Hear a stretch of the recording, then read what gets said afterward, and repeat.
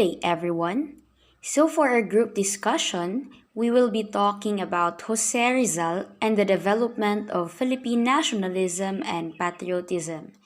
So, the learning outcomes would be as illustrate Rizal's heroism and its influences on the development of Philippine nationalism, and of course, relate oneself to the values of nationalism and patriotism. So we will be talking about the Executive Order number 75 1993. Then we will discuss the criteria for national hero. We will also talk why Rizal is a national hero and a reformist. And lastly, we will learn the difference of nationalism and patriotism. Before we discuss about the Executive Order number 75, let us know first kung ano nga ba ang kahulugan ng isang bayani. Ang bayani ay mga taong handang gawin ang lahat, handang ibawis maging ang kanilang mga buhay para sa ikabubuti ng nakararami. Sila ay mga mahahalagang tao na naging bahagi ng makasaysayang pangyayari at kinilala dahil sa kanilang katapangan. Alam niyo ba na walang law, executive order, or proclamation has been enacted or issued officially proclaiming any Filipino historical figure as a national hero? However, because of their significant roles in the process of nation building and contributions to history, there were laws enacted and proclamations issued honoring these heroes. Because of this, Jose Rizal was not explicitly proclaimed as a national hero. The position he now holds in the Philippine history is a tribute to the continued veneration or acclamation of the people in recognition of his contribution to the significant social transformations that took place in our country. According to historians, heroes should not be legislated. Their appreciation should be better left to academics. On March 28, 1993, President Fidel V. Ramos issued Executive Order number 75 entitled Creating the National Heroes Committee under the Office of the President. Whereas, the state is mandated to foster patriotism and nationalism among the citizens, especially the youth, pursuant to Article 2, Sections 13 and 17 of the Constitutions. Whereas, the state, through its educational system, is also mandated to inculcate patriotism and nationalism and the appreciation of the role of national heroes in the historical development of the country pursuant to Article 14, Section 3 of the Constitution. Whereas, Almighty God has gifted the sovereign Filipino people with national heroes, the men and women of sterling character and remarkable achievements that directed and continue to direct the historic destiny of the country. Whereas, it is timely and appropriate to proclaim these national heroes, the renowned achievers of their generations, and the shining exemplars of these times.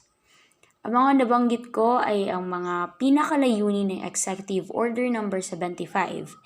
Nais nito na pagyamanin ang ating pagiging makabayan at nasyonalismo, especially sa mga kabataan at para bigyan rin ng halaga ang mga nagawa ng ating mga bayani para sa bayan. Ang Executive Order number 75 ay nahahati sa 5 seksyon. The Section 1, a National Heroes Committee is hereby created, composed of Secretary of Education, Culture and Sports as chairman, and the Secretary of Foreign Affairs and the Secretary of National Defense as members to study and recommend the proclamation of national heroes. Section 2. All departments, bureaus, offices, agencies, and instrumentalities of the government, including government-owned or controlled corporations, are hereby directed to extend the fullest support to the National Heroes Committee in the performance of its functions. Section 3. The private sector is hereby urged to assist the National Heroes Committee in the performance of its functions. Section 4. The National Historical Commission shall act as Secretariat of the National Heroes Committee. And lastly, Section 5, this executive order shall take effect immediately. To study, evaluate, and recommend Filipino national heroes in due recognition of their sterling character and remarkable achievements for the country. Criteria for national heroes. Heroes are those who have a concept of nation and thereafter aspire and struggle for the nation's freedom. In reality, however, a revolution has no end. Revolutions are only the beginning. One cannot aspire to be free only to sink back into bondage. Our struggle for freedom was begun by Bonifacio and was finished by Aguinaldo, the latter formally declaring the revolutionary success. Number 2. Heroes are those who define and contribute to a system or life of freedom and order for a nation. Freedom without order will only lead to anarchy. Therefore, heroes are those who make the nation's constitution and laws. To the latter, constitutions are only the beginning, for it is the people living under the constitution that truly constitute a nation. Heroes are those who contribute to the quality of life and destiny of a nation. On November 15, 1995, the Technical Committee of the National Heroes Committee adopted another additional criteria for national heroes. First, a hero is part of the people's expression, but the process of a people's internalization of a hero's life and works takes time, with the youth shaping a part of the internalization. Second, a hero thinks of the future, especially the future generations. And lastly, the choice of a hero involves not only recounting of an episode or events in history, but of the entire process that made this particular person a hero. Because of this criteria, the National Committee has released a list of names of historical figures recommended as national heroes.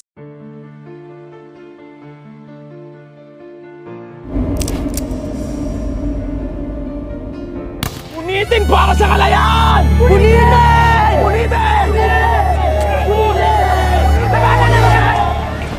I take pleasure in sending the following greeting to the United States and to the world at large.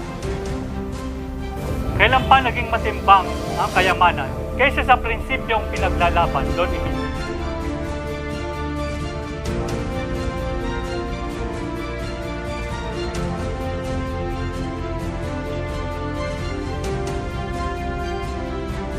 Negosyo o kalayaan? Bayan o sarili, pumili ka! Animal, may araw din kayo.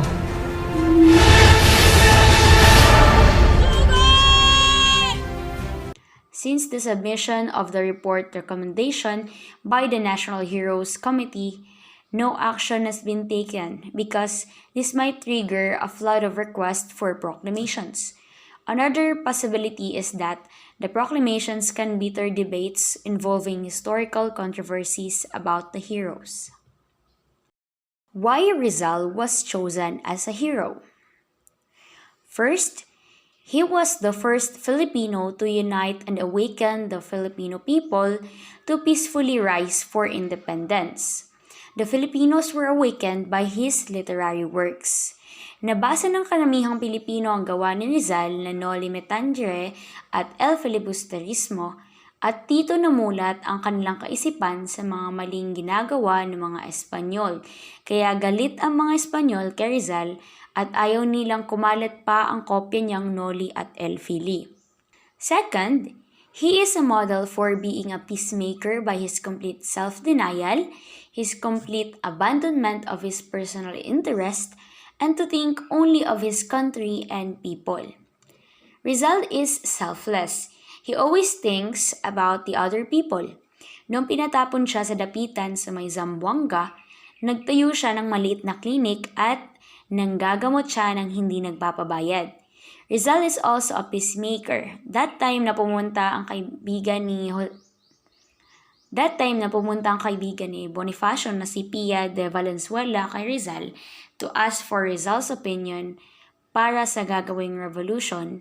Rizal disagree sa kanilang plan. Third reason why Rizal was chosen as a hero because he was a towering figure in the propaganda campaign from 1882 to 1896. Rizal is one of the reason bakit nabuo ang KKK o ang Katipunan. Bonifacio was the supremo of Katipunan and he is also a biggest fan of Rizal. Kahit na di man sila nagkita pero nababasa niya ang mga akda ni Rizal. Yun yung isa sa dahilan bakit nabuo ang Katipunan at nagising ang diwa ng mga Katipunero. Napagbintangan pa si Rizal na leader ng Katipunan at siya'y inaresto. Whereas, di naman talaga siya ang leader ng Katipunan. And lastly, he was a martyr at Bagong Bayan where he willingly died for our country. According to Ambet R. Ocampo, he wrote that Rizal could live beyond December 30, 1896 if he simply stayed out of the Philippines and its politics. If he remained in Hong Kong, then he would just be another forgotten expatriate Filipino doctor. But the previous chapters manifested that he faced his death in brave bearing. His death was a death for a cause. His belief from childhood that he would not be able to reach the age of 30. His decision to go back home from Hong Kong uttering, "The battlefield is in the Philippines." And his inscription on the envelope of 2 letters, one for his parents, brethren, and friends, and another was addressed to the Filipinos, handed to Dr. Marquez, which read, "To be opened after my death," were all predictions that he may get executed in 1892, but he ended up being exiled in Dapitan. Such calculation was wrong as his death came to him on December 30, 1896, at the age of 35. Rizal's concept of nation building. Despite political inhibitions, Rizal aimed at the restoration of his people's dignity and the recognition of their natural rights. He gained a better perspective of his country's problem. He began to understand that the prolonged subjugation of his people was caused primarily by 2 factors, namely, the absence of national consciousness and the education of the people. His blueprint for nation building includes the importance of education, instilling racial pride and dignity among the people, the promotion of national consciousness, the reorientation of values and attitudes, and the willingness to sacrifice for their country. Rizal looked upon education as a prerequisite to the realization of people's freedom. It is through education that people obtain knowledge of themselves as individuals and as members of a nation. The long period of colonial domination and the constant humiliations and discrimination experienced by the Filipino people from their colonial masters produced a feeling of inferiority and a lack of racial pride and dignity. He wanted his people to dedicate their thoughts, words, and actions not solely to themselves as individuals, but to themselves as citizens of a nation. Rizal emphasized that the task of nation building is accompanied by hardships and sufferings, which the people must inevitably experience to bolster their courage. The paramount problem during Rizal's time was the development of a national consciousness. It was important that the people realize the miserable facts of their existence, the cause of their oppression, and the sacrifices they must endure to be freed from colonial domination. What is a reformist? A reformist is a person who advocates to reform an existing system or institution instead of its abolition and replacement. Is Rizal a reformist? Yes, these reforms will grant the ultimate dream of the reformist assimilation. Filipinos will be given the rights that they deserve. Rizal chose to seek for reforms than to start a revolution because he knew that the Philippines was not yet ready to stand on its own during his time. According to the Filipino historian scholar, Professor Renato Constantino, in his lecture during 1969 Rizal Day, entitled Veneration Without Understanding, he mentioned that Jose Rizal is a reformist for he is not a leader of the Philippine Revolution, instead, a leading opponent of it. He opposed the revolution because he believed that successful improvements should originate from the above. According to a Filipino journalist, Carmen Navarro Pedrosa, she emphasizes that what made Rizal a mere reformist is that when he saw that nothing would come out of the advocacy for reform, he turns to more revolutionary ideas by redefining the careful concepts in Noli Me Tangere to aggression in El Filibusterismo. Nationalism and Patriotism. Paano natin masasabi na ang isang tao ay patriot or nationalist? Ano nga ba ang difference ng dalawang salitang ito? Nationalism and patriotism are two words with very similar meanings but has different connotations. So ano nga ba ang kahulugan ng dalawang salitang to? Patriotism is the love someone feels for their country. That is based on the idea that his country itself is good and that good people live there. Patriotism is loving your country for its positive qualities without lowering other countries in any other way. A patriot understands that the other people can feel the same way about different countries and does not think that his own country is the best in the world. A patriot accepts the flaws of his motherland but loves it anyway, and he is open to other patriots who love their own countries. Nationalism naman is also the love and affection for one's country, but it is based on the idea that this particular country is better than all the rest. A nationalist loves his country because he strongly believes that all the other countries are worst. A nationalist does not accept that anyone can feel differently and he supports that his country is the best in the world. So that's all for our report. Thank you so much for listening. Sino man at ano man ang ating kalaban, dapat tayo magkaisa!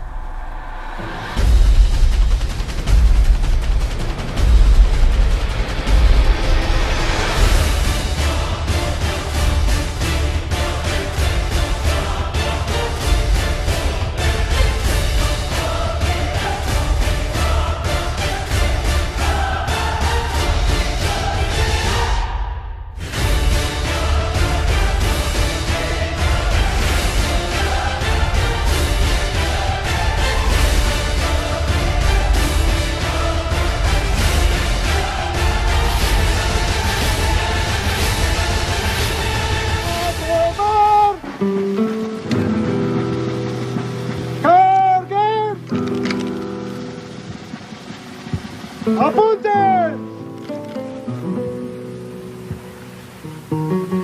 Consumatum est!